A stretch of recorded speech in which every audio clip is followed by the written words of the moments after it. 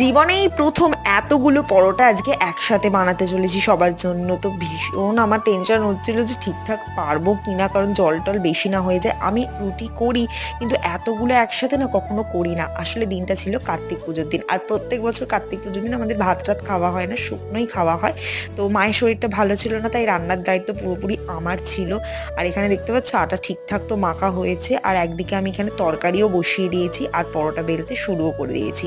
জানি না কি রকম কি আকার ধারণ করবে, বাট আমি ত্রিকোণ আকৃতির পরোটাই করবো বলে ঠিক করেছিলাম আজকে। তো এতগুলো পরোটা বেলতে বেলতে তো আমার দম বেরিয়ে গেছে।